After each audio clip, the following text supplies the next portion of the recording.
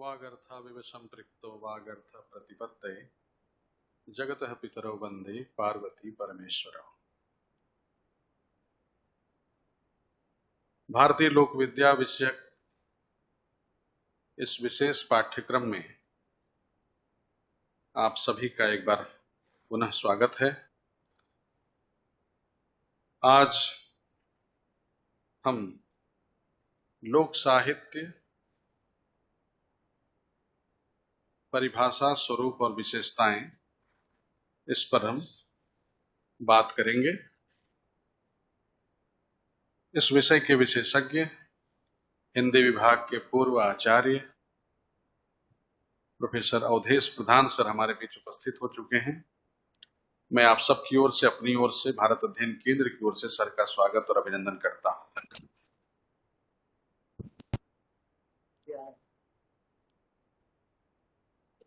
भारतीय लोक साहित्य जो जन का साहित्य है, जिसमें कथा, गीत, आख्यान, गाथाएं और भी साहित्य की अनेक परंपराएं मिलकर इसको समृद्ध बनाती हैं। हमारे यहाँ लोक साहित्य ज्यादातर मौखिक परंपरा में रहा है, जो कि वैदिक परंपरा से चला आ रहा है, और 19वीं शताब्दी में इस पर लिखने का, यानी यह लिखित स्वरूप में आया। भारत में लोक साहित्य की जो लिखित परंपरा है वह अंग्रेजों के आने के बाद प्रारंभ हुई।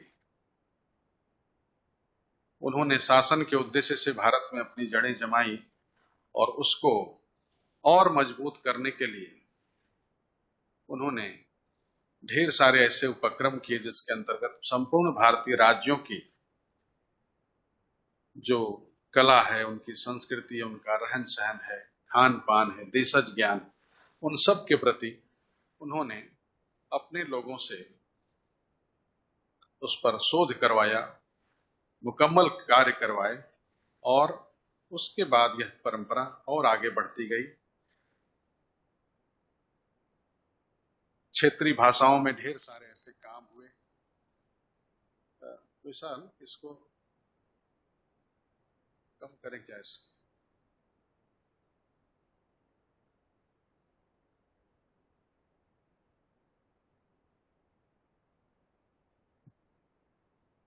भारत की क्षेत्रीय भाषाओं में ऐसे बहुत सारे कार्य आज भी उपस्थित हैं जो भारतीय लोक साहित्य को और ज्यादा मजबूत बनाते हैं। ऐसे सभी साहित्यकार जिन्होंने लोक साहित्य पर काम किया, उसमें आचार्य वासुदेव शरण अग्रवाल, जिनकी चर्चा कल हुई थी, पंडित बनारसी दास चतुर्वेदी, राम नरेश त्रिपाठी और राहुल सांकृत्यायन जैसे मनीषियों ने बहुत बड़ा योगदान किया। विषय में ढेर सारे बिंदु हैं और इन सारे बिंदुओं पर अपनी बात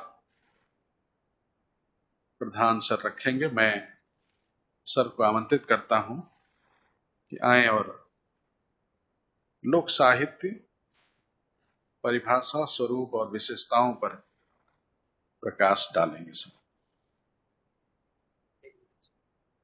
हो गया। इसमें सर कुछ बच्चे हमारे सामने हैं और ज्यादातर ऑनलाइन जुड़े हुए हैं, जो देश के अलग अलग भागों से।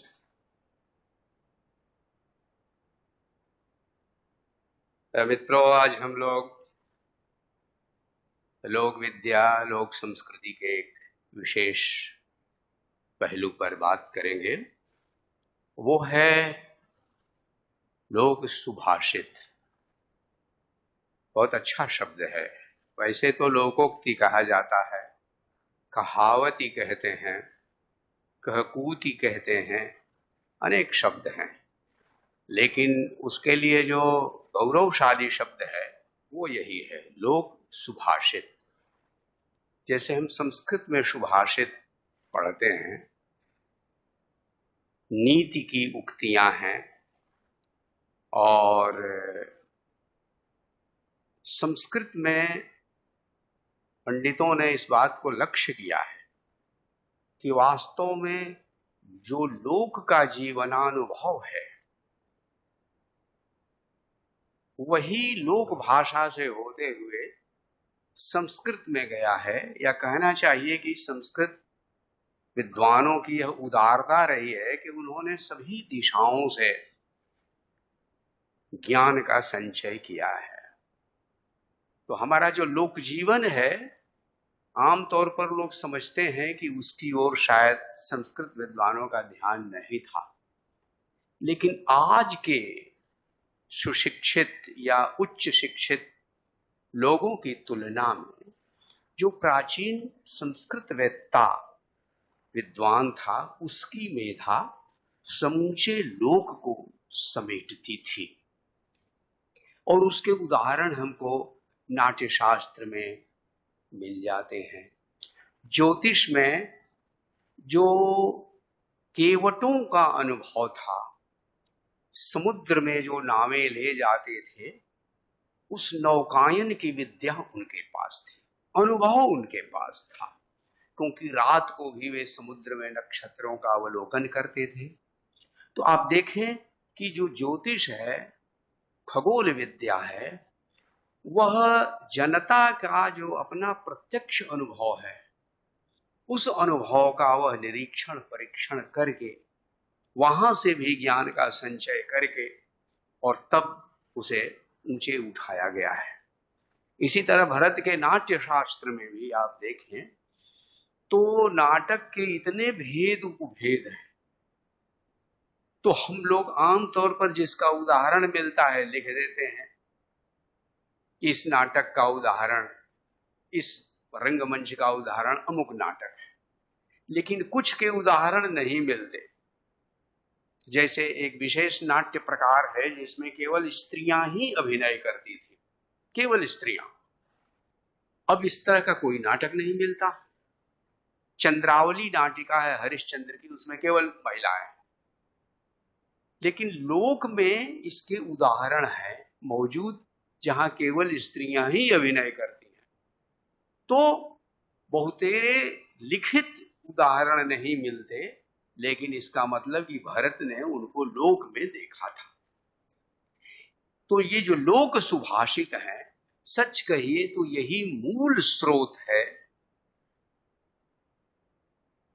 जिसके अनुसार संस्कृत विद्वानों ने भी प्राचीन ग्रंथों में अनेक उस जीवन के अनुभवों को, पीढ़ियों से जो चले आते अनुभव हैं, उनको उन्होंने सूत्रबद्ध किया। ये लोक सुभाषित जीवनानुभवों के कहना चाहिए कि सूत्रबद्ध कथन है। याद रखने के लिए उसको लोगों ने छंदोबद्ध कर दिया है। जैसे खेती संबंधी जितने अनुभव हैं वो घाघवड्डरी की कथाओं में, असम में जाएं तो वो दूसरे नाम से मिलते हैं, बंगाल में दूसरे नाम से मिलते हैं, दक्षिण में वहां के घाघवड्डरी हैं। लेकिन वो कृषि जीवन के जो अनुभव हैं, मौसम के जो अनुभव हैं, वे सारे अनुभव वहां सुरक्षित है।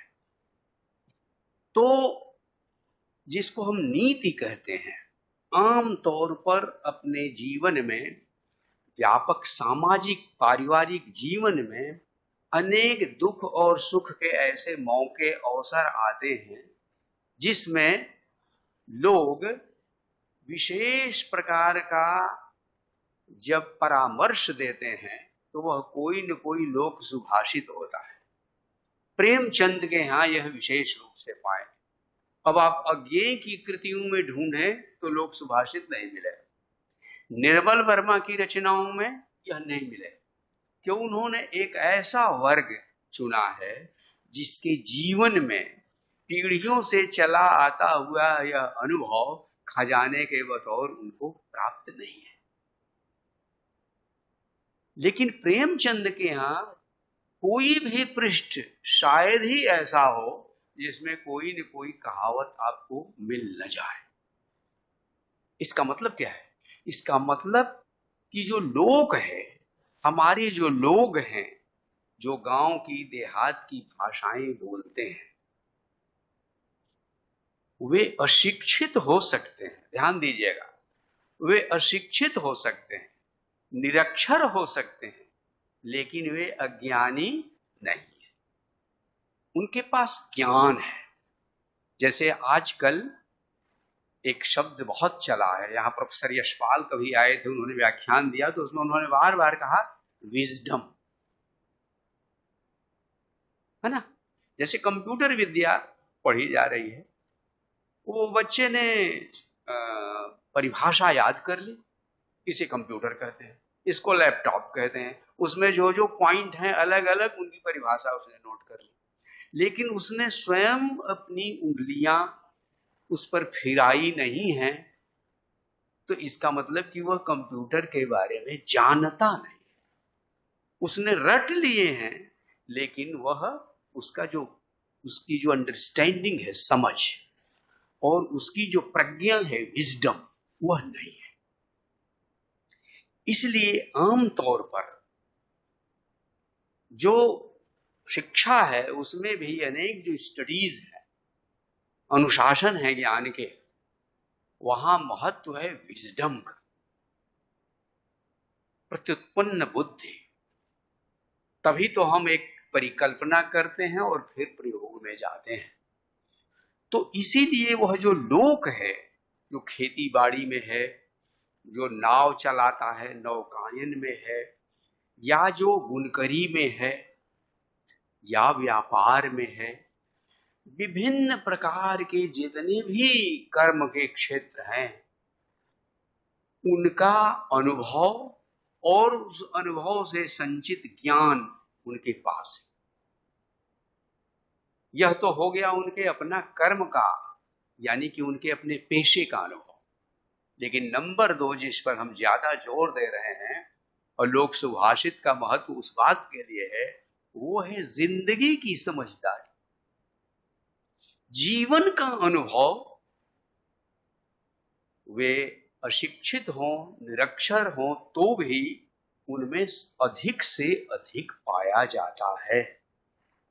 जैसे हम पाते हैं कि साल के साल अकाल पड़ते जाते हैं, युद्ध होते हैं, बाहरी जीवन में ढेर सारी विपत्तियां आती हैं, तो भी वे जल्दी धैर्य नहीं खोते, वे फिर उसी अपने कर्म क्षेत्र में लग जाते हैं, उसी खेती पाती में लग जाते हैं।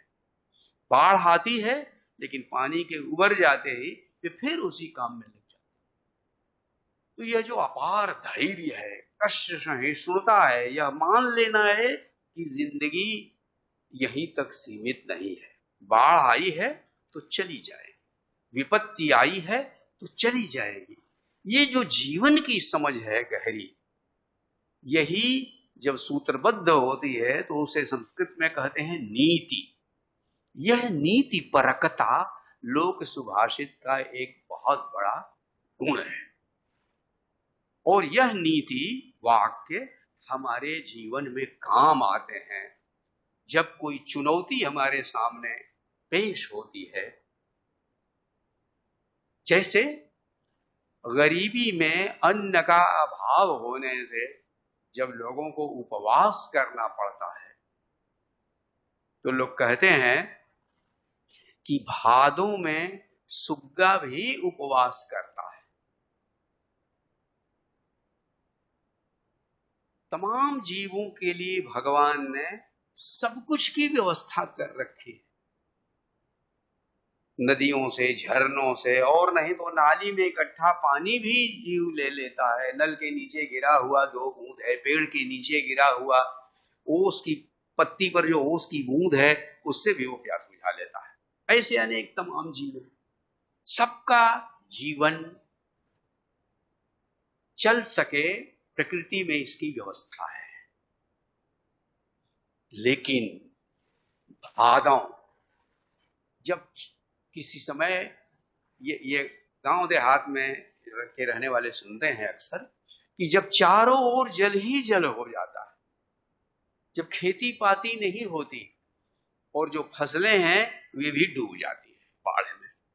तो कहते हैं, एक दूसरे को लोग समझाते हैं कि ये हम ही लोग उपवास नहीं कर रहे हैं, क्योंकि जब खेती पाती नहीं होगी तो उनको कोई मजदूरी भी नहीं मिलेगी। तो हम ही उपवास नहीं कर रहे हैं, ये प्रकृति के जो बेटे हैं सुग्गा, जिनके लिए भी भगवान ने व्यवस्था कर रखी है, उनको भी उपवास करना पड़ता है, क्योंकि सारी खेती डूब गई है तो वे कहां से चुगेंगे। तो इस प्रकार प्रकृति का निरीक्षण करते हुए वे अपने जीवन को मान के चलते हैं कि हमारा जीवन ही हमारा नहीं है, यह अकेले का जीवन नहीं है, यह समस्त जीवन जीव और अजीव का, मनुष्य और मनुष्येतर पशुओं का, ये सब एक दूसरे पर निर्भर है। इसलिए मौसम की मार हमारे ऊपर ही नहीं है, समस्त जीवों पर है। तो इससे शिक्षा वो क्या लेते हैं कि धैर्य रखना चाहिए। भादों में सुग्गा भी उपवास करता है। अब इसमें संकेत है मनुष्य के लिए कि घबराना नहीं चाहिए, अच्छे दिन फिर आएंगे। अनेक आपको ऐसी उक्तियां मिलेगी कि घबराना नहीं चाहिए, फिर अच्छे दिन आएंगे, कुछ ही दिन की बात है, फिर अच्छे दिन आएंगे।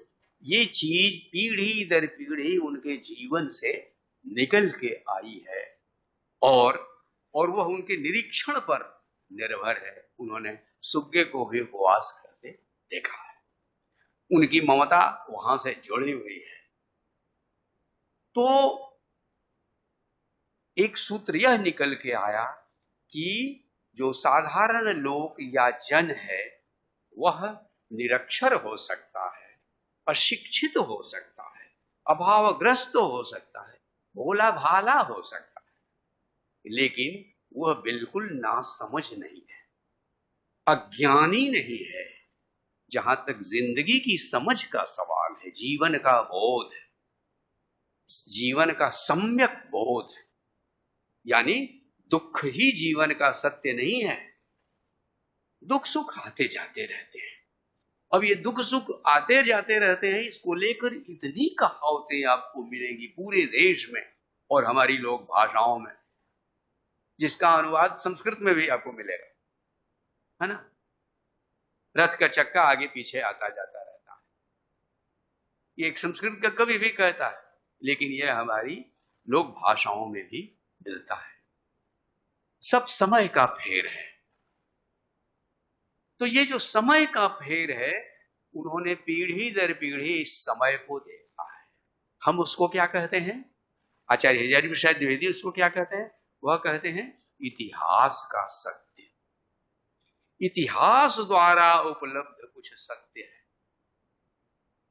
अब जैसे यहां से लोग मॉरिशस गए तो आप पाएंगे कि दिन भर का कठोर परिश्रम, उनकी पीठ, नंगी पीठ पर कोड़ों की मार पड़ रही है। फिर एक ही कोठरी में 20-25 लोग ठेल दिए जाते हैं। वे एक दूसरे का घाव सहलाते हैं, एक दूसरे का दुख एक दूसरे से साझा करते हैं और फिर एक दूसरे को बोध देते हैं। वह बोध देते हैं कि वे बोध देते हैं कि राम के ऊपर भी विपत्ति पड़ती है। अब सोचिए, उतनी दूर समुद्र के पार टापू में यह जो राम कथा है वह लोग के जीवन में इस तरह से भिन्न गई थी कि लोगों ने एक दूसरे को बोध दिया। उन्होंने कहा सीता की खबर लेने भी कभी हनुमान आए थे। इसलिए आप मॉरिशस में जाइए तो सबके घरों में महावीरी ध्वजाएं आपको मिलेगी और हनुमान का चित्र मिलेगा, इसलिए कि उन्होंने लंबे समय तक दुख झेला था और हनुमान थे जिन्होंने सीता के दुख में आशा का संचार किया था। वह एक संदेशा लेकर के आए थे। तो उन्होंने लंबा जीवन पार किया, केवल अपना ही नहीं, पीढ़ी दर पीढ़ी जीवन पार हुआ। और इसी बनारस में जब आए थे अनिरुद्ध जगन्नाथ राष्ट्रपति वहां के, उस समय राष्ट्रपति थे, बाद में प्रधानमंत्री भी हुए, तो उन्होंने क्या कहा, उन्होंने कहा हम लोग गिरमिटिया होकर गए और गवर्नमेंट हो गए। तो यह जो जीवन का बोध है वह दुख में, विपत्ति में, हर तरह की बुरी परिस्थिति में भी धैर्य से जीना सिखाता है। इसीलिए यह जो जीवन का बोध है, और हमारे लोक साहित्य की जितनी विधाएं हैं, बच्चों को माताएं अपनी गोद में लेके सुलाने के लिए जो कहानियां सुनाती, सोचिए उसका कोई रिहर्सल नहीं करती, कोई उसकी किताब नहीं, पीढ़ी दर पीढ़ी उनको याद है, कहानियों पर कहानियां। और उनको अब ध्यान से देखें तो उन कहानियों में आप पाएंगे कोई राजा गुस्सा होकर या अपनी दूसरी, तीसरी, चौथी पत्नी के कहने पर सौतेले बेटे को घर से निकाल देता है। अब वह लड़का बन बन घूम रहा है, बन बन घूम रहा है, तरह तरह की परिस्थितियों में वह फंसता है, लेकिन अंततः उन सब विपत्तियों पर वह विजय पाता है। कोई दूसरा राजा उसे देखता है कि इसमें तो गुणों का भंडार है, यह तो बड़ा गुणी है, यह बहुत चरित्रवान है, और अंततः उसको राजपाट भी दे देता है और उसको अपनी कन्या से विवाह भी कर देता है। ये जो लोक कथाओं का जो सुखांत है, ये सुखांत बोध देता है कि जो दुख है वो हमेशा के लिए नहीं है। कुछ ऐसी भी कथाएं हैं जो बताते हैं कि सुख हमेशा के लिए सुख नहीं रहता, इसलिए सुख में इतराओ मत। इसलिए ऐसी भी कहानियां हैं जो सुख के में इतराने वालों को सबक सिखाती है, वो दिखाती है। स्वामी विवेकानंद कहते हैं ना कि सुख आता है लेकिन अपने सिर पर दुख का मुकुट लगा के आता है, इसलिए पहले उधर देख लो, सिर पर उसके दुख का मुकुट लगा हुआ है। इसलिए सुख और दुख जो जीवन का एक व्यापक अनुभव है वो हमारी लोक कथाओं में, और उसमें भी आप पंचतंत्र और हितोपदेश की जो कथाएं हैं वो हमारी लोक कथाएं ही थी जो इस रूप में क्रमशः संकलित होती चली गई। कथा सागर में आपको इस तरह की कथाएं मिलेंगी और ये कथाएं देश विदेश तक गई। उसी प्रकार आप पाएंगे कि जो हमारे लोकगीत हैं, उन लोकगीतों में आप कल्पना करिए, कुछ गीत जैसे कजली है, तमाम अभाव के बीच भी लोग गाना और नाचना उसका अवसर निकाल लेते हैं। हमारा जो लोक जीवन है वो उत्सव धर्मी है, वो सब आता जाता रहेगा, लेकिन उत्सव भी मनाए जाएंगे और उत्सव के दिन उत्सव मनाया जाएगा, अभाव में भी मनाया जाएगा। और कुछ नहीं, तो टायर से टायर जोड़ करके पेड़ की डाल में एक झूला डाल करके बच्चों को झुलाएंगे, खुद महिलाएं झूलेंगी और कजरी गाएंगी। और कुछ नहीं तो कजली तृतीया के दिन जरूर गाएंगे, है ना, कजली के दंगल भी होंगे। तो लेकिन उस कजली में आप पाएंगे कि जो बहुएं हैं वे मायके भेज देने का आग्रह करती, क्योंकि उस समय अधिक काम नहीं होते थे पहले बरसात के दिनों में, तो इसलिए हमें मायके भेज, यही समय है जब गृहस्थी से कुछ फुर्सत मिल सकती है। तो आप वहां पाएंगे कि एक दुख की गांस उस सुख के गीत में फंसी हुई है।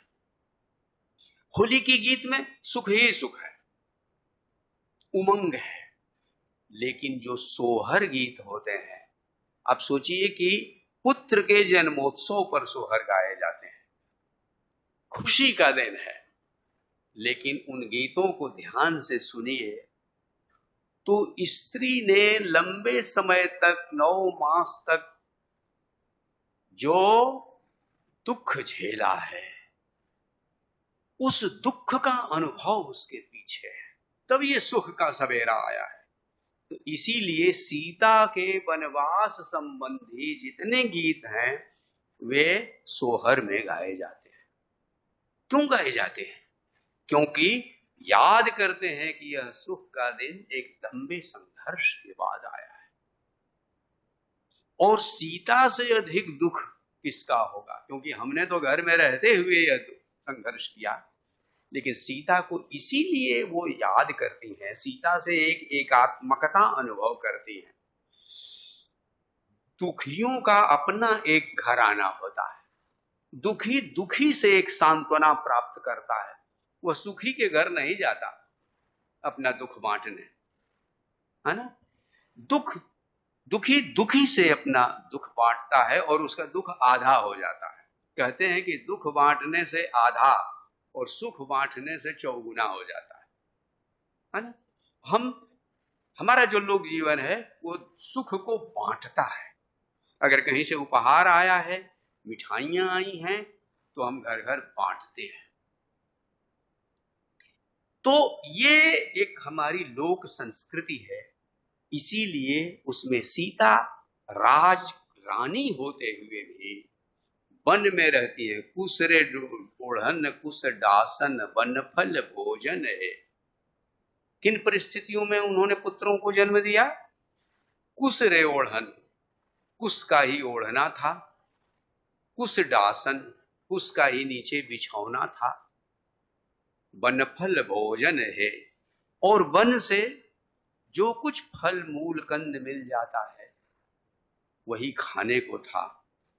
और ये कौन बता रहा है? नाई बता रहा है। जंगल के नाई को सीता भेजती है अयोध्या और कहती है कि यह रोचना माता कौशल्या को दे, ये संदेश माता कौशल्या को देना, लक्ष्मण को देना, लेकिन राम को ये संदेश मत देना। जो स्त्री कर सकती है अपनी ओर से यही कर सकती है। किस तरह से स्त्री प्रतिवाद कर सकती है, तो उसका प्रतिवाद इस रूप में है कि राम को इसकी सूचना मत देना। और तब राम को बहुत धक्का लगता है, तो उस नाई को बुला के उन्होंने पूछा, तो नाई ने यह बताया, कुश रे ओढ़न कुश डासन वनफल भोजन है, और लकड़ी जलाई सीता कीन्ही है अजोर। लकड़ी जला, बच्चे का मुख देखने का वहां कोई साधन नहीं था, वन में दीपक नहीं जल रहा था, तो सीता ने साहेब लकड़ी के कीन है अजोर त संतति मुख देखी न हो। उन्होंने लकड़ी जला के उजाला किया और उसमें अपने बच्चों का मुख देखा। ये राम को हिला देने के लिए काफी। अब देखिए, दो पंक्तियां हैं केवल, वो इन दो पंक्तियों में उसने पूरे साल भर की का जो दर्द है वो उसने बयान कर दिया। ये हमारी लोक गाथाएं हैं। आपको विश्व काव्य में भी इतना गहन काव्य नहीं मिल सकता, केवल दो पंक्तियों, और ये घर घर में गीत गाया जाता है। तो दुख के क्षण में जो हमारा महाकाव्यात्मक दुख का उदाहरण है, वो उदाहरण सीता का है। उससे भरोसा मॉरिशस के लोगों को मिलता है, और उससे भरोसा सोहर में गाए जाने वाले गीतों से हमारी स्त्रियों को भी मिलता है। इसी प्रकार आप पाएंगे कि जो श्रम है, जैसे कटनी, दौनी, ये निराई होती है खेतों में, या गंगा स्नान को जाते समय नहान के गीत होते हैं, इन सब में हमारा लोक जीवन गीतों से भरा हुआ है। मेहनत का काम है, लेकिन उसके साथ साथ यह जीवन गीतों से भर दिया जाता है, इसलिए कोई अभाव नहीं होता। वे जीवन को गंभीरता से लेते हैं, है ना। लेकिन आप पाएंगे जिंदगी तो बार बार नहीं मिलती है। आप उस क्षण को हंसी मजाक में गवा दें, आप उस क्षण को फुलझड़ियों में गंवा दें, ये आपके ऊपर है, लेकिन फिर वह क्षण वापस नहीं मिलने वाला। हमारा लोग जीवन सिखाता है कि इसको हंसी में मत लो, यह जीवन जो है वह बहुत गंभीर है। इसलिए यह जो लोक साहित्य की अनंत विधाएं हैं, आप देखें कि हमारे आधुनिक जीवन में इतने संसाधन हैं, इतनी सुविधाएं हैं, लेकिन सुख कहाँ है? कितना गीत गाते हुए सुनते हैं आप लोगों को, रात दिन सारे संसाधन और सुख के बावजूद अभाव का रोना है। लेकिन हम सीख सकते हैं कि उन्होंने दुख में भी गाना, आनंद मनाना, उत्सव मनाना उन्होंने कभी छोड़ा नहीं। आपने एक क्लासिकल फिल्म है, देखी है, तीसरी कसम? तीसरी कसम, आप उसे देखिए। पुरानी फिल्में कुछ ऐसी हैं जो क्लासिक दर्जा पा चुकी हैं। उसमें जो गाड़ीवान है हीरामन, अगल बगल से गाड़ियां गुजर रही हैं और उसमें हीरा देवी बैठी हुई है कंपनी वाली, तो वो अगल बगल से जितनी गाड़ियां गुजरती हैं वो सुनती है कि सब लोग गा रहे हैं, लंबी टेर लगा के बिरहे गा रहे हैं। तो पूछती है कि यहाँ के लोग इतना गाते क्यों हैं? तो उसने कहा कि लोग करें क्या, जीवन में दुख ही दुख है, इसलिए लोग गाते हैं। क्योंकि गाना हमारे हाथ में है, संसाधन हमारे हाथ में नहीं है, सुविधाएं हमारे हाथ में नहीं, पैसा हमारे हाथ में नहीं, लेकिन गाना हमारे हाथ में। तो ये जो जिंदगी की गंभीरता है, जीवन की गंभीरता और जीवन की सच्चाई, ये खरापन, ये सच्चाई, ये गंभीरता आपको लोक के आख्यान में, लोक कथाओं में, और ठीक उसी तरह से आप पाएंगे तो छोटी, अब ये लोक सुभाषितों से तो छोटी और कोई विधा हो ही नहीं सकती, जो एक वाक्य में अपनी बात को बोल देती है। हाँ है, हाँ हाँ, नहीं पूरा वाक्य बोलिए ना। योगदान पर, अच्छा अच्छा, हाँ हाँ ठीक है। तो जैसे आप ले लें सुरही गाय का की कथा है, आप लोगों ने सुनी है सुरही गाय की कथा? नहीं। बछड़े को बांध दिया जाता है खूंटे से और रोज सुरही गाय जंगल में चरने जाती है और घनी घास में सिंह छुपा हुआ है जो उसको दबोच लेता है और कहा है कि मैं बहुत दिनों का भूखा हूं और तुम मेरा आहार हो। तो गाय कहती है कि मैं फिर इसी समय पर आपके यहां आ जाऊंगी, लेकिन आज मुझे छोड़ दीजिए। क्यों? कहा कि मेरा बछड़ा भूखा होगा, वो मेरा इंतजार करता होगा, उसे पता नहीं है कि मैं नहीं आऊंगी, वो इंतजार करेगा, उसके मालूम नहीं है। इसलिए एक बार जाएं, उसे दूध पिला लें, आश्वस्त कर लें और उसको बता लें कि यही अंतिम दूध है, पी लो आज, फिर मैं आ जाऊंगा। अद्भुत कथा है और उसमें एक फैंटेसी है, गाय और सिंह का संवाद हो रहा है ना, ये फैंटेसी है। देखिए तो एक आर्ट है जिसको हम लोग फैंटेसी बोलते हैं, एक आर्ट है, लेकिन ये लोग कथाओं में। और वह गाय वापस आती है, बछड़ा दूध पी रहा है और गाय की आंखों से आंसू बह रहे हैं। बछड़ा पूछता है, मां क्यों रोती हो? कहा कि बेटा ये आखिरी दूध है, पी ले आज। और वो पूरी कहानी बता देती है। तब बछड़ा कहता है कि मैं भी साथ चलूं। अब देखिए यहां से मोड़ लेती है कहानी। ऐसी कहानी हम नहीं लिख सकते। आपने इतने बड़े बड़े कलाकार हुए टॉल्स्टॉय से लेकर रविंद्रनाथ तक, उनके यहाँ ऐसी कहानी नहीं मिलेगी। ये इतनी अमर कथाएं हैं जिनके लेखक का पता नहीं है किसने लिखा है। और तब बछड़ा और दोनों चलते हैं, उधर से शेर इंतजार कर रहा है, देखता है कि अरे मैंने केवल गाय को कहा था, ये तो बछड़ा भी चला रहा है।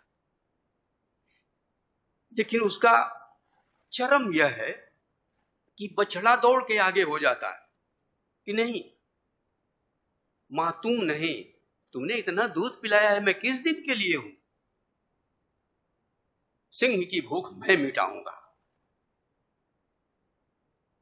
और मां कहती है कि नहीं बेटा, तुमको तो अभी लंबी जिंदगी जीनी है, मैं अपनी जिंदगी जी चुकी। और मां आगे हो जाती है। ये दोनों में होड़ देखता है जब सिंह कि दोनों सबसे पहले अपना त्याग करना चाहते हैं, एक दूसरे के लिए लव एंड सेक्रीफाइस। अगर प्यार करते हैं तो उसके साथ त्याग जुड़ा हुआ है। यह केवल मौज मजे की चीज नहीं है, कितना त्याग कर सकते हैं। जैसे उसने कहा था कहानी में, ये सब लोक से आया हुआ। अगर सेक्रीफाइस नहीं है तो यही उसकी कसौटी है। इसका मतलब there is no love at all, उसमें प्यार नहीं है, स्वार्थ है। देयर इज कोई एग्रीमेंट होगा, कोई स्वार्थ होगा, कोई न कोई एक क्षणिक चीज होगी, लेकिन उसको प्रेम नहीं कहा जा सकता। और सिंह का हृदय बदल जाता है। तो वासुदेव शरण अग्रवाल 1940 में, अब सोचिए, ये बहुत लखनऊ यूनिवर्सिटी से उन्होंने डीपी मुखर्जी के साथ, उस समय इकोनॉमिक्स के वो बहुत भारे पंडित थे, लखनऊ यूनिवर्सिटी में एक से एक विद्वान थे, सभी विश्वविद्यालयों में एक से एक लोग थे। उन्होंने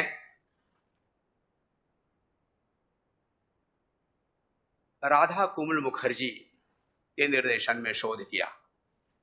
और शोध का विषय जानेंगे तो आपको बड़ा आश्चर्य होगा। पाणिनि कालीन Bharatvarsha, India is known to Panini, इस विषय पर उन्होंने काम किया।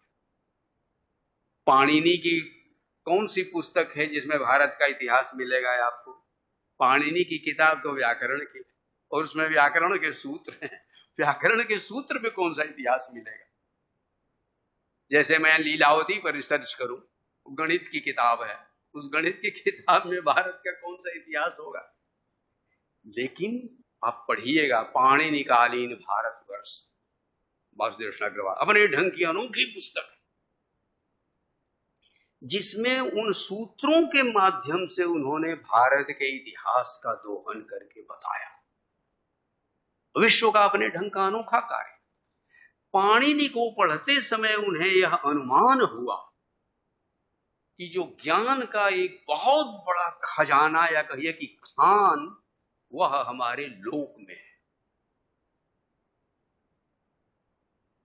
उन्होंने ऐसे ऐसे शब्द पाए पाणिनि के यहां जो अब हम नहीं बोलते, लेकिन गांव में लोग बोलते हैं। जैसे हल के लिए जित्ता और हरि, ये दो शब्द थे, ये उनको शाहजहांपुर में और दूसरी जगहों में ये मिले गांव में। इसका मतलब वह लाहौर के आसपास का एक विद्वान व्याकरण का, उसको भारत की इन तमाम लोक भाषाओं और लोक विद्याओं का जो रत्न है उसको पता था। ये उनके सूत्रों में पड़ा हुआ है। जीवन के विभिन्न क्षेत्रों के शब्द उनको उस पाणिनि में मिले, और वहीं से उन्होंने यह सूत्र पकड़ा। उनका सूत्र है ना, जैसे साइंस में, केमिस्ट्री में सूत्र होते हैं खास तौर से, उसी तरह से उनके यहां सूत्र है भूमि। जो जनपदी लोक विद्या है, ज्ञान है, उसका जो पहला सोपान है वह है भूमि। जो समस्त मानव जाति पृथ्वी पर रहती है, इसलिए पृथ्वी यह पहला आधार है। इस पृथ्वी पर रहने वाला जन और इस जन की संस्कृति, ये तीन चीजें एक दूसरे से जुड़ी हुई है। भूमि, भूमि पर रहने वाला जन, land and people and people's culture. इसीलिए अगर संस्कृति को जानना चाहते हैं तो आपको उस मनुष्य तक पहुंचना पड़ेगा जो धरती पर रहता है। इसलिए धरती से जुड़ो। केवल अगर किताब में डूबे हुए हो तो तुम उसको नहीं समझ सकते। केवल किताब के जरिए नहीं जाना जा सकता उसका एक ही उपाय है कि उस मनुष्य तक पहुंचा जाए। और उन्होंने एक विशेष प्रकार की स्टडीज का प्रवर्तन किया, उसको उन्होंने कहा जनपदीय अध्ययन। जनपदीय अध्ययन, जनता तक, go to land, go to people, सीधे जनता तक जाओ और वहां से ज्ञान अर्जित करो। मौसम संबंधी जितना ज्ञान और अनुभव है, समुद्र के नाविक जानते हैं कि किन किन तरह की हवाओं में, किन किन तरह के मौसम में नाव ले जाना चाहिए और नहीं ले जाना चाहिए, कितनी दूरी तक ले जाना चाहिए, ये वो जानते हैं। ये वो अच्छी तरह जानते हैं कि किन महीनों में मछलियां ऊपर आ जाती हैं, किस किस तरह की मछलियां किस किस जलधारा के बीच मिलती हैं, वो जानते हैं। इसलिए जनपदीय अध्ययन का उन्होंने एक तो उसको सूत्रबद्ध किया, दूसरी चीज उन्होंने जनपद अध्ययन का पंचवर्षीय कार्यक्रम भी प्रस्तुत किया। और उन्होंने कहा कि यह यूरोप में काम हो चुका है, सोवियत संघ में इसी तरह से काम हुआ है, और वो हम काम म्यूजियोलॉजी के दृष्टिकोण से नहीं करेंगे। म्यूजियम में वो चीजें रखी जाती हैं जो हमेशा के लिए खत्म हो चुकी हैं, तो उन चीजों को हम संभाल के रखते हैं कि अब ये कहीं और देखने को नहीं मिलेंगे, इसलिए संग्रहालयों में उनका संग्रह कर दिया जाता है। कहा कि यह ज्ञान जीवित ज्ञान है, लोगों के बीच है।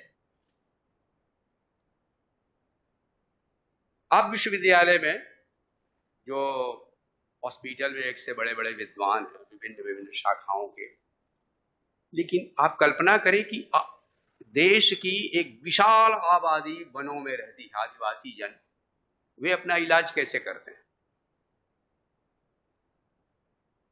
उनके चिकित्सा और स्वास्थ्य संबंधी जो ज्ञान का संग्रह है वह लोक विद्या का बहुत बड़ा अंग है। और अनेक देशों में, खासतौर से जैसे कि चीन में, इस पर विशेष रूप से काम किया गया। साल भर के लिए मेडिकल कॉलेजेस बंद कर दिए गए और छात्रों और प्रोफेसरों से कहा गया कि आप गांव में जाएं और अध्ययन करें कि हजारों वर्षों से वे लोग अपने रोगों का इलाज कैसे करते आ रहे हैं। इस साल भर के सर्वेक्षण से पता चला, जिंगसेंग का पता चला, एक्यूपंक्चर का पता चला, एक्यूप्रेशर का पता चला। इसलिए जो अनेक लोक विद्या के क्षेत्र हैं वे हजारों वर्षों के अनुभव का सार है। वासुदेव कृष्ण अग्रवाल ने इसी आधार पर पंचवर्षीय जनपदीय अध्ययन का कार्यक्रम प्रस्तुत किया और कहा कि भूमि का अध्ययन होना चाहिए। कितने प्रकार की भूमि है हमारे देश में। जलवायु का अध्ययन होना चाहिए, प्रत्यक्ष अध्ययन होना चाहिए, किताब में नहीं, किताब में अध्ययन। ठीक उसी तरह से जितने जीव जंतु, हमारे देश की विशिष्टता और वनस्पतियां, जाने कितनी प्रजातियां बहुत तेजी से लुप्त हो रही हैं, इसको लेकर के बहुत लोग चिंतित हैं। अभी प्रदूषण की वजह से अनेक जीव प्रजातियां हमेशा हमेशा के लिए नष्ट हो चुकी हैं और नष्ट होने के कगार पर। तो वासुदेव कृष्ण अग्रवाल के काम का कितना बड़ा महत्व था, आप कल्पना करें। उसका महत्व किस दृष्टि से है? नंबर एक, उन्होंने कहा कि संस्कृत, पाली, प्राकृत आदि भाषाओं में, प्राचीन भाषाओं में जो ज्ञान सुरक्षित है वो तो हमारा है ही, लेकिन वही पर्याप्त नहीं है। वही पर्याप्त नहीं है। उसका जो मूल भंडार है, जो मूल खान है, वह लोक के पास है। इसलिए वह एक बड़ा क्षेत्र है जिसका संचय और संग्रह होना चाहिए। दूसरी बात उन्होंने यह कही कि लोक और शास्त्र एक दूसरे से विरोधी नहीं है, बल्कि वे एक दूसरे से परस्पर जुड़े हुए भी हैं, परस्पर संबद्ध हैं। यानी लोक का अनुभव परिष्कृत होकर, रिफाइंड होकर के शास्त्र में, और इसी तरह से बाद में शास्त्र का ज्ञान शिक्षा के माध्यम से फिर लोगों तक पहुंचता है। इस तरह इस देश की विशेषता है कि हजारों वर्षों तक लोक का अनुभव शास्त्र तक और शास्त्र का ज्ञान फिर लौटकर लोक तक पहुंचता रहा है।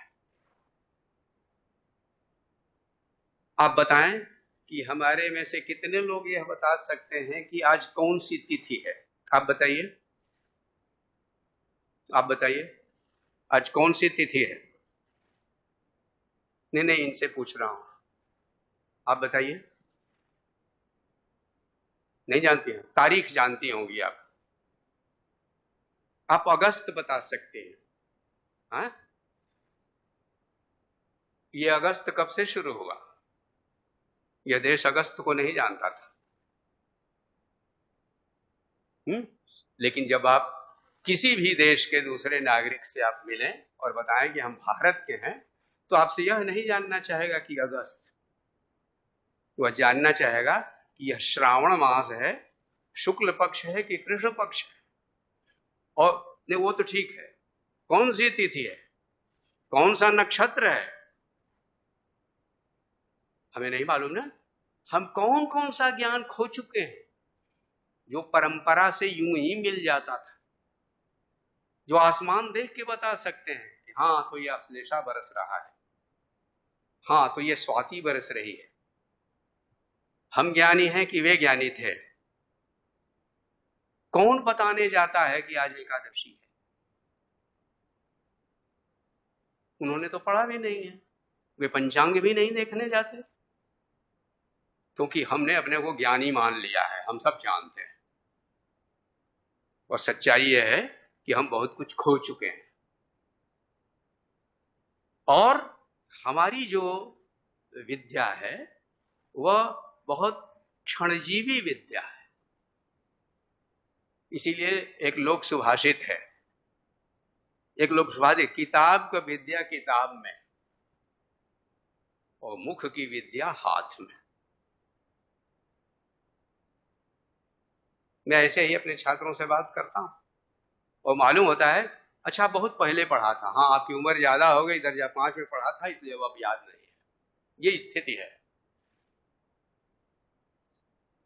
लेकिन लोगों को कोश याद होते थे, तमाम सूत्र याद होते और वो जीवन भर के लिए याद होते थे। आपके पास डिग्री है, लेकिन जो ज्ञान पढ़ा है वो किताब में रखा हुआ। किसी भी इंटरव्यू में किताब खोलने की जरूरत पड़ जाती है और इंटरव्यू लेने वाला समझ जाता है कि आप कितने पानी में हैं। आपने यूं ही समय बिताया है, आपने उस समय का उपयोग नहीं किया है। तो विद्या भी डिग्री के अधीन नहीं है, उसके लिए तप करना पड़ता है। सरस्वती का द्वार बहुत सकरा है, झुक के जाना पड़ता है, घमंड नहीं चलता यहां। होगी डिग्री, लेकिन मुख की विद्या हाथ में।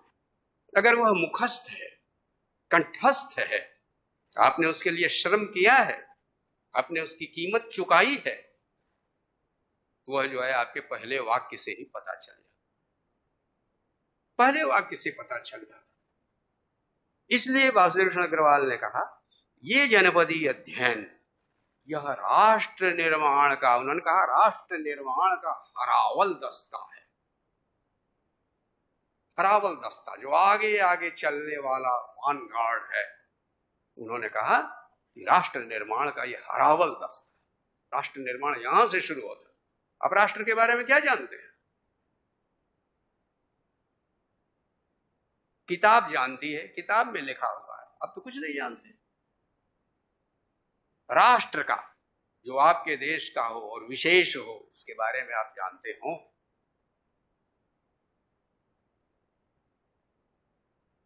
हमारी संस्कृति की एक बहुत बड़ी विशिष्टता है कि वह गृहस्थी को बहुत महत्व देती है।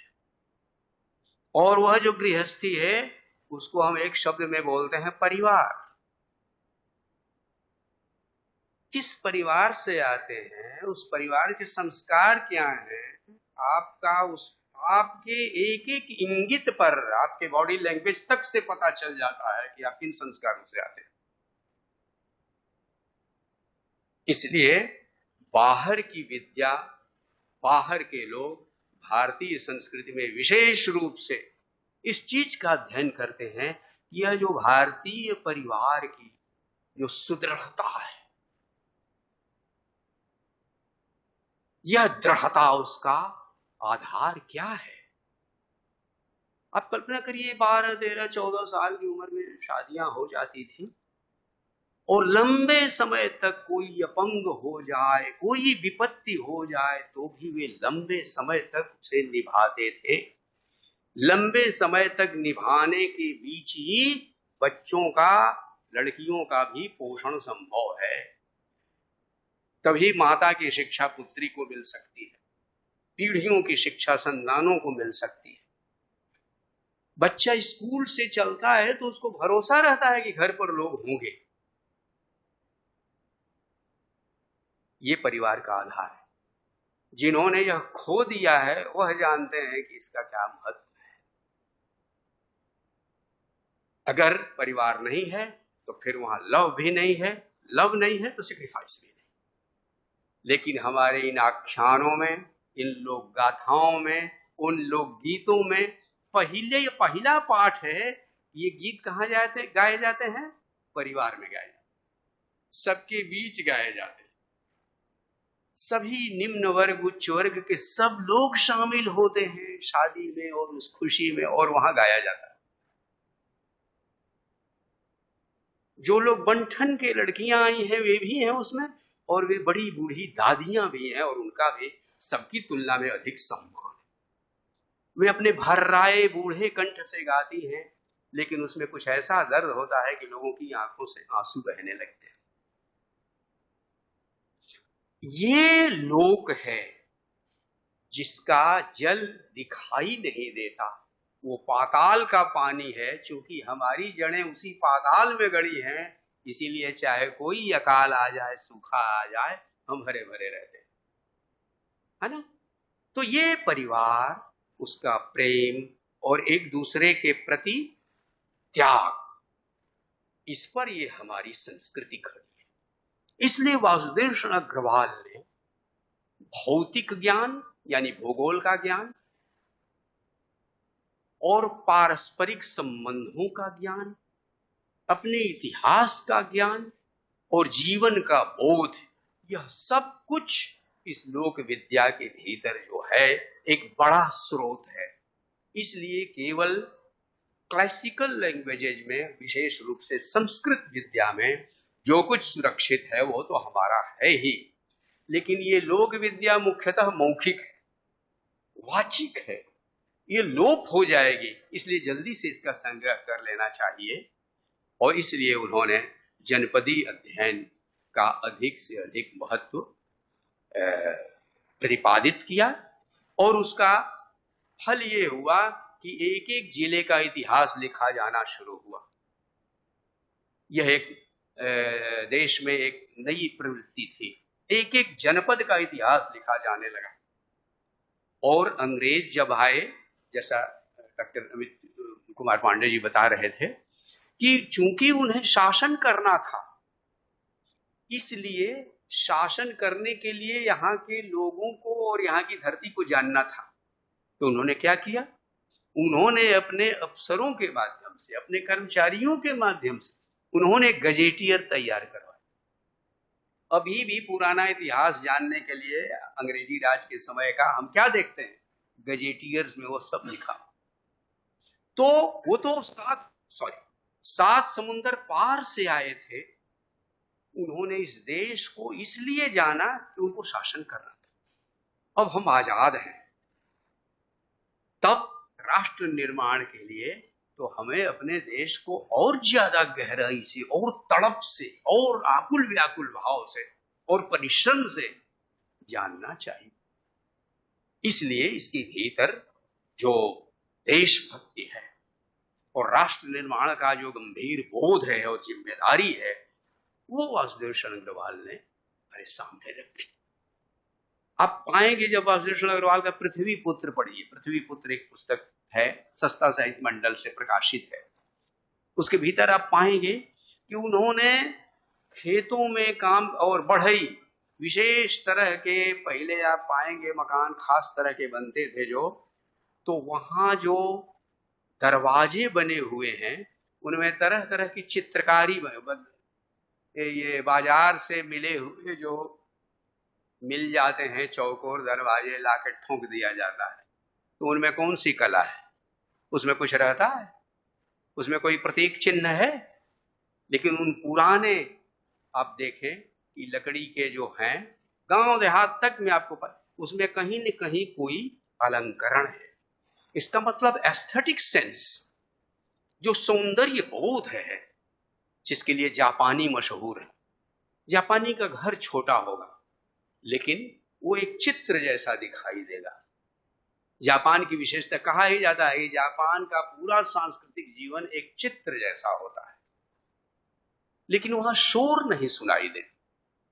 इसी तरह किसी किसी की संस्कृति संगीतमय होती है, कहीं कहीं रंग का बोध मुख्य होता है। इसीलिए ये जो अलंकरण है विशेष तरह, गिलास आपने, अब तो सब हटा दिया गया है, लेकिन आप अपने अपने घरों में दादा दादी के जमाने के बर्तनों को ध्यान से देखें, उसमें कहीं न कहीं अलंकरण आपको मिलेगा। एक हल्का सा जो पंखा झला जाता है उसमें अलंकरण मिलेगा। लड़कियां ब्याही जाती थी, उनके साथ जो तकिया आता था, गद्दा आता था, यहां तक कि खटिया और मचिया में भी जो बुनाई होती थी उसमें डिजाइन होती थी। अभी मैं पटना संग्रहालय में गया था एक व्याख्यान के लिए, वहां मधुबनी पेंटिंग और तमाम के तमाम कलाकार आए हुए थे, जिसमें ढेर सारे पद्मश्री कलाकार, हर साल बिहार से बहुत सारे पद्मश्री होते हैं जो वो गांव देहात के। अद्भुत कला अभी भी उन अशिक्षित लोगों में जीवित है। ऐसे ही परमा नाम, जब वासुदेव शरण अग्रवाल ने देखा कि पूरा मकान लकड़ी का बना हुआ और इतना खूबसूरत है, उन्होंने पूछा कि ये दरवाजा किसने बनाया? हमारे गांव का एक बढ़ई है, उसी ने बनाया। उस परमा बढ़ई को उन्होंने बुलवाया और जैसे कोई गुरु से पूछता है, देखिए विद्वान विनम्रता कैसी होती है। वासुदेव शरण अग्रवाल का पांडित्य सोचिए, कितने बड़े स्कॉलर थे। एक पाश्चात्य पंडित, यही तो थे एंशिएंट इंडियन हिस्ट्री में हमारे यहाँ, वो अध्यक्ष बनाया गया था वैदिक सेक्शन का।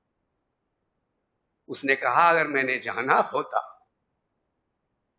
कि यहाँ वासुदेव शरण अग्रवाल जैसा विद्वान होगा तो मैं हिम्मत नहीं कर सकता था कि इस गोष्ठी की अध्यक्षता मैं करता। ऐसे थे वासुदेव शरण अग्रवाल। लेकिन विनम्रता देखिए, परमा बढ़ई से पूछ रहे हैं इसको क्या कहते हैं, है ना? उसमें पीतल के खास कलाकृति करके ठोके गए हैं उसमें। तो कहा साहब ये फुल्ले हैं, फुल्ले। कहा ये जो आपने लगाया है ये क्या है? कहा साहब ये सूरज नारायण के फूल हैं। जो सूर्य है उसको फूल के रूप में प्रतीकित करना और उसे किवाड़ में लगा देना, है ना? हमारा एक छोटा सा घर है, हमारे ही घर के पेड़ का ये दरवाजा बना हुआ है, लेकिन सूर्य भगवान के फूल उस पर उगे हुए हैं। इस सौंदर्य बोध का जो उदात्त स्तर है, आप उसकी तुलना जरा, आप उसकी तुलना ये जो ज्यामितीय बनते हैं खिड़की दरवाजे, इनसे आप करें तो ये जो अग्रवाल का जनपदी अध्ययन है उसके हजारों दरवाजे और खिड़कियां हैं, जिनमें इतिहास के संबंध में, संस्कृति के संबंध में, जीवन का जो सम्यक बोध है वह, और सौंदर्य बोध, ये सारी चीजें। फिर उन शब्दों को उन्होंने मिलाया प्राचीन स्थापत्य से और पाया कि संस्कृत के स्थापत्य और वास्तुशास्त्र में जो पारिभाषिक पद हैं, टेक्निकल टर्मिनोलॉजी है, उसी तरह से देहात में भी टेक्निकल टर्म है। पारिभाषिक पद बने हुए हैं। तो ये विशेषता है वासुदेव अग्रवाल के जनपदी अध्ययन की, जहां लोक से शास्त्र प्रमाणित होता है और शास्त्र भी लोक में प्रतिबिंबित मिलता है। ये वासुदेव अग्रवाल ने जनपदी अध्ययन को ये गरिमा प्रदान की। और जो लोक सुभाषित हैं उनमें केवल एक मैं आपके सामने रख के अपनी बात पूरी करता हूं। अभी कितना समय है? हाँ, तो जैसे अपना हाथ जगन्नाथ, अपना हाथ जगन्नाथ, इसका मतलब अपने पुरुषार्थ पर कोई बाबा, कोई साधु, कोई चमत्कारी, आज इतनी शिक्षा है और इतने लोग बड़ी भारी भारी संख्याओं में बाबाओं के पास पहुंच रहे हैं कि कोई चमत्कार हो जाए। ये बतलाता है आप परिश्रम नहीं करना चाहते, आपको अपने पुरुषार्थ पर भरोसा नहीं है। और ढेर सारे उस पोशाक से, पहनावे वहनावे से सब आधुनिक हैं, लेकिन भीतर कोई बाबा का भभूत, कोई ताबीज, उस पर भरोसा है। अपना हाथ जगन्नाथ, जो श्रमिक है वह जानता है कि जगन्नाथ यानी भगवान, जो ईश्वर की शक्ति है वह पुरुषार्थ के रूप में हमको दी गई है।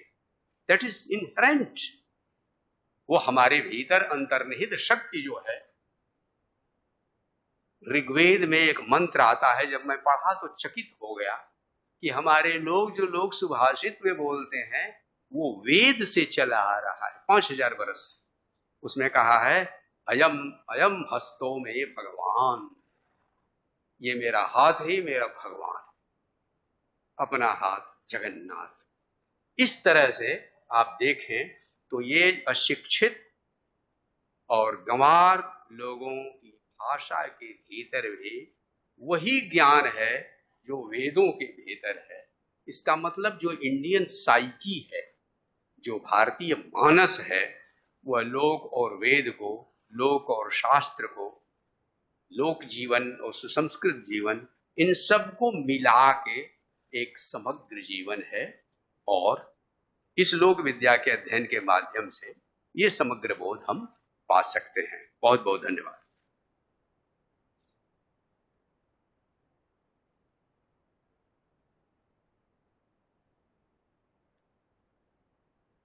बहुत सुंदर वक्तव्य सर का, व्याख्यान।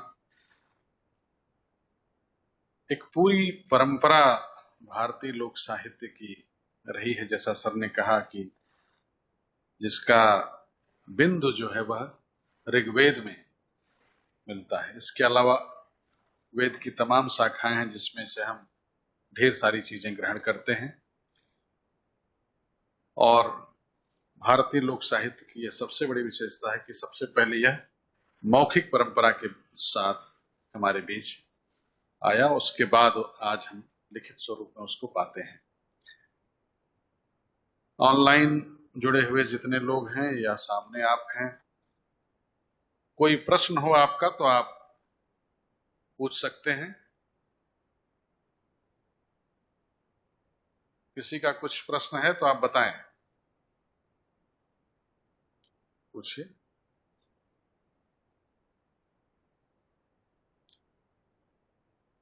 एक ऐसी पुस्तक जो लोक साहित्य या भारतीय लोक को समझने के लिए आवश्यक मतलब है, आप बता दें तो मुझे।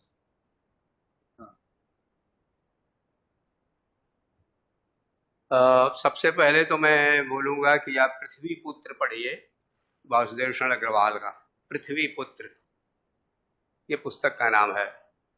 सस्ता साहित्य मंडल, नई दिल्ली से प्रकाशित है।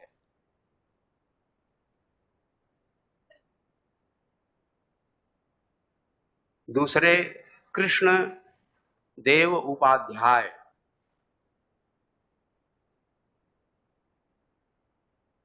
लोक साहित्य का अध्ययन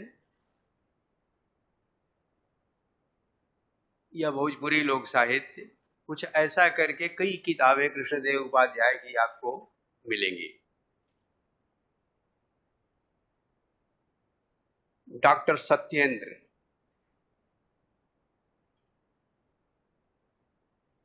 लेकिन इतनी पुस्तकों को अलग अलग खोजने में जो आपका समय लगेगा, उसकी तुलना में आप अगर एक 16 खंडों का इतिहास है, हिंदी साहित्य का बृहद इतिहास कई खंडों में है, उसका जो अंतिम अध्याय है वह लोक साहित्य पर है। और उसकी पहचान यह है कि आप उसमें देख लीजिएगा, संपादक उसके राहुल सांकृत्यायन है ना। ये कहाँ खोजेंगे आप, कहाँ खोजने से मिलेगा आपको?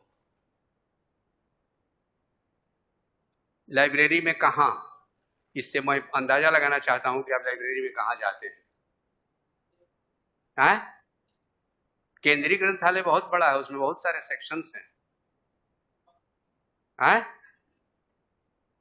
वहां वो तो स्टैक रूम है जहां साहित्यिक वैज्ञानिक सब मिलेगा। कैसे ढूंढेंगे ये? हैं?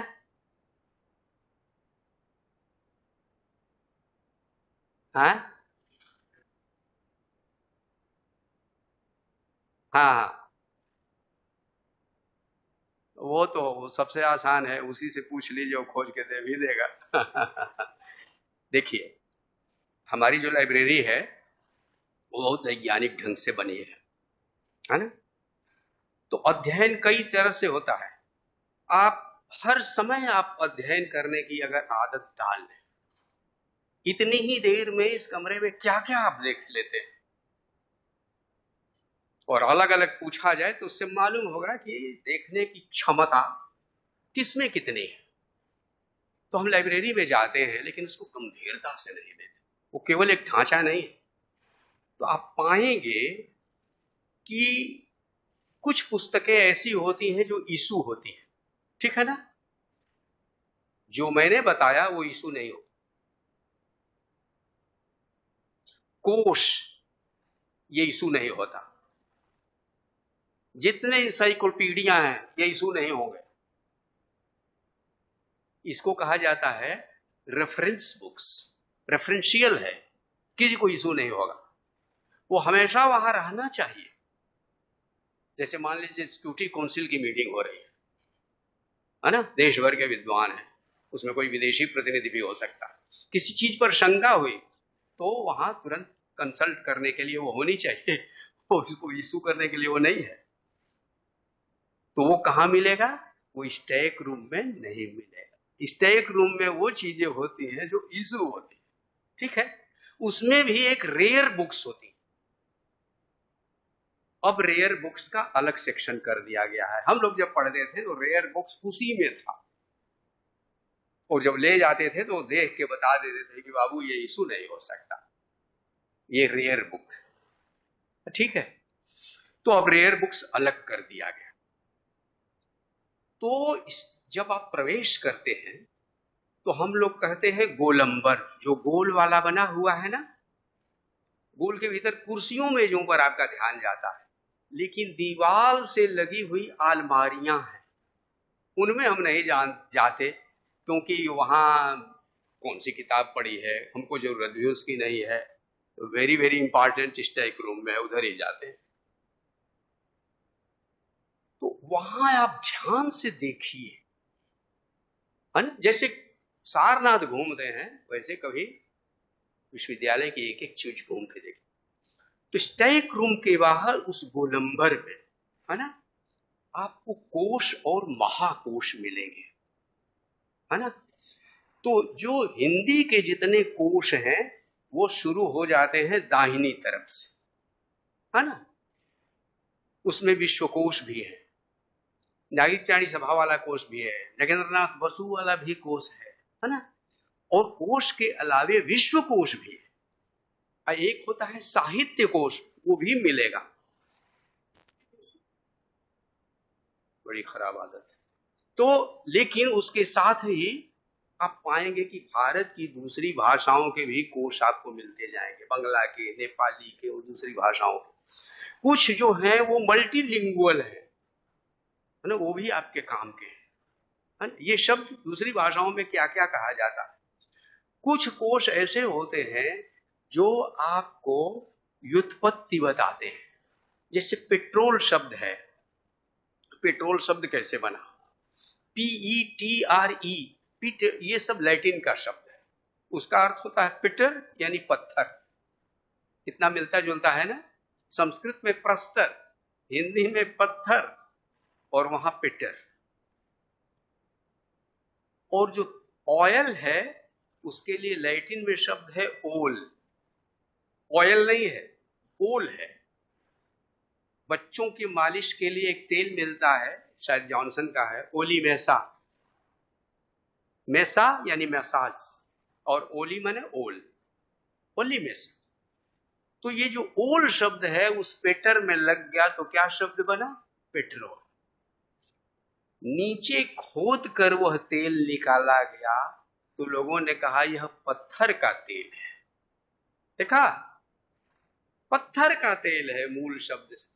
कल्पना यह है आदमी की कि पत्थर का तेल है, वह पेट्रोल फिर अपने अंग्रेजी में आ गया। इसीलिए हमारा जो भोजपुरी आदमी है उसको जब किरासन मिला और उसको मालूम हुआ यह भी नीचे से ही हजरत आए हैं, तो लोगों ने उसको क्या कहा, माटी का तेल। तो हम पेट्रोल को समझते हैं कि ये आधुनिक लोगों का बनाया हुआ शब्द है, हम माटी का तेल को समझते हैं ये गंवारों का।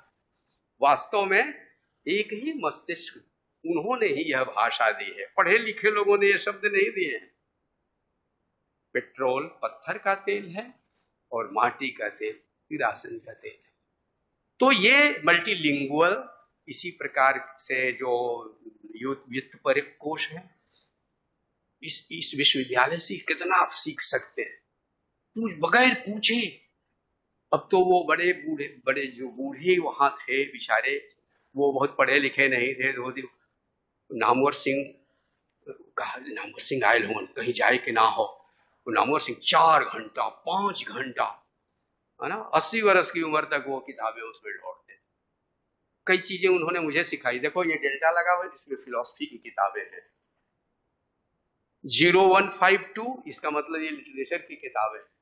उन्होंने कहा ये रंगनाथन सिस्टम है लाइब्रेरी का, भारत के इतिहास में लाइब्रेरी का एक अलग सिस्टम वो भी चुका है। तो किताबों के जो नंबर दिए हुए हैं ना, उसके पीछे भी एक विज्ञान है। बहरहाल मैं बता ये रहा था कि इस तरह की किताबें जब ढूंढना हो और आपके पास समय कम, जल्दी आपको कोई तैयारी करनी है, तो मैं एक तरीका बताता हूं। कोई शब्द आपको जानना है, अब तो आप गूगल में देख लेते हैं, लेकिन गूगल मियाँ में जो फीड किया जाता है वही यह बताते हैं, वह फीड गलत भी हो सकता है। तो आप वहां इंसाइक्लोपीडिया ब्रिटानिका भी है, तमाम कोश पड़े हुए। धर्म संबंधी कोश अलग है, इंसाइक्लोपीडिया रिलीजन अलग है, हिस्ट्री का अलग है, संयुक्त राष्ट्र संघ की जो रिपोर्ट्स है वो बिल्कुल अलग है, वर्ल्ड बैंक की बहुत, डॉक्टर रामविलास शर्मा हिंदी के बहुत बड़े विद्वान यहाँ आते थे, तो वो मैंने देखा कि लड़के लड़कियों के बीच बैठ करके वो बूढ़ा आदमी लिख पढ़ रहा है, तो उनके घर में रोज जाता था। हमने कहा आप उसमें क्या पढ़ते हैं, टीचर्स केबिन में मैं बोल दूंगा, आप वहां बैठ के पढ़ते। बोले वहां मत बोलना, कोई मुझे पहचान लेगा तो मैं अपना काम नहीं कर पाऊंगा, वहां वही सब पढ़ाई लिखाई और वो फोटो होने लगेगा। तो हमने कहा और वहां शोर मचाते हैं लड़के लड़कियां। बोले अरे उसकी मुझे आदत है, क्योंकि मेरा घर वहां है जहां से रेलें बहुत गुजरती हैं, तो वो प्लेबैक का काम करता है ना, उसी में वो पढ़ते थे। तो क्या आजकल पढ़ रहे हैं? उन्होंने कहा तुम्हारे यहाँ तो वर्ल्ड बैंक की तमाम रिपोर्ट्स हैं। वर्ल्ड बैंक की रिपोर्ट्स पढ़ करके यहाँ पर उन्होंने जो विश्व पूंजीवादी अर्थव्यवस्था पर कई निबंध लिखे।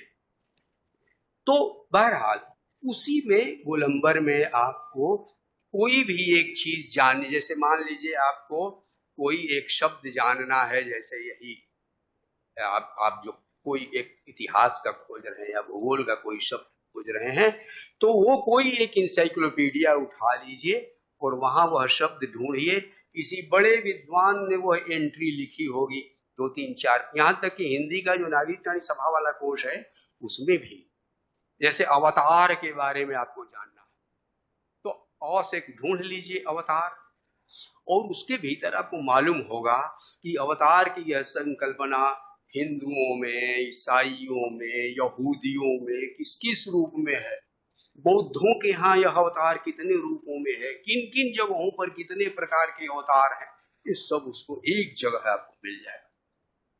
तो इसीलिए मैंने जो इतनी किताबें बताई उसकी जगह आप जब जाइएगा तो हिंदी साहित्य का बृहद इतिहास वो सब खंड एक जगह रखे होंगे, उस एक खंड को देख जाइए। पहले खंड के संपादक है राजबली पांडे, उसमें इतिहास भूगोल संबंधी चीजें, और अंतिम के संपादक है राहुल सांकृत्यायन, तो उसमें लोक साहित्य पर आपको विस्तार से सारी सामग्री मिल जाएगी। ठीक है, आपके एक वाक्य में ही उत्तर था, लेकिन अध्यापक का यही काम है ना।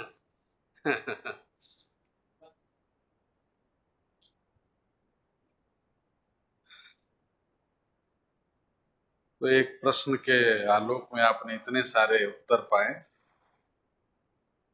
जितने प्रतिभागी ऑनलाइन जुड़े हैं, एक बार फिर से मैंने सूचना दी है, अगर आप 90% अगर आपकी उपस्थिति होगी तभी हम प्रमाण पत्र इसका जारी कर पाएंगे, क्योंकि ऑनलाइन का एक लाभ यह है कि लगा के उधर घूम रहे हैं, तो इसीलिए हमने कहा कि इसमें प्रश्न भी अगर आपके हों तो आप करिए। ये सन्नाटा जो है ये ठीक नहीं लगता है, इससे लगे कि आप वाकई इसको जानना चाहते हैं या ऐसे ही कागज बटोरना है, तो ये काम न करिए। इसमें पूरी तरह ठीक से इसमें जुड़िए और इसके साथ बने रहिए। तो अगले सप्ताह फिर से हम शुक्रवार और शनिवार को जुड़ेंगे। अगला व्याख्यान विशेष रूप से लोक कथा, गाथा और आख्यानों पर होगा और लोक कलाओं पर होगा। तो अगले सप्ताह हम लोग फिर से मिलेंगे, तब तक के लिए बहुत बहुत धन्यवाद आप सबका।